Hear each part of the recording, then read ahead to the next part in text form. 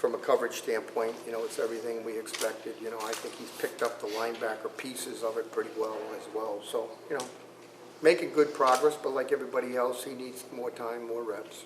Are you able to do more creative things or different things you've done in the past with a player like Jabrill?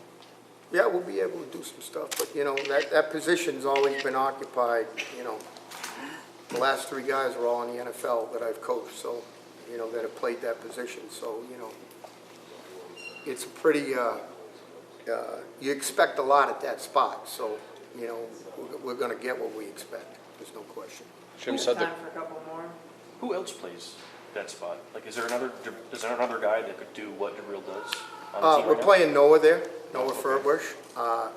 He can't do some of those things, but there's a number of those things he could do, and we can function as a defense with him being there if we had to. Will Devin Bush, you think, see the field this fall? You think he'll be? Yeah, I'm not really looking at, I mean, obviously, that still remains to be seen, but I'm very happy with his progress at Will linebacker. Do you have a term for that position that Jabrill and Noah are playing? Sam? Jim said that the quarterback's going to be live on Friday. What do you want to see from your defensive line now that they can hit him? Well, you know, we got to rush the passer. I mean, the reality is you got to get better against the same colored jerseys. That's the reality. So, but we've done a good job.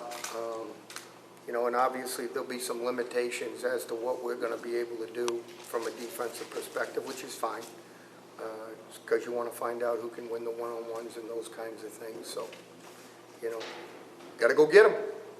With guys like Winovich and Kemp, do you see them sticking at end, or do you think they could also play a little bit at back or Sam? I think Winovich and Kemp are both in the right spot. You know, obviously Carlo's been here for a short period of time. We fooled around with him standing up a little bit. I think he's in the right position now. Now it's just a matter of, you know, like every other freshman, he's got to get his feet wet. He's got to go through the learning process, and you know, we'll let that run its course. Winovich is playing well at end. Obviously, techniques, fundamentals, he needs to get better at. But we think we got him in the right spot. We've seen in the last couple of years about the defensive line and rotating because they said that they had depth, and then the last year there wasn't as much. How many guys do you think you trust really in that defensive line?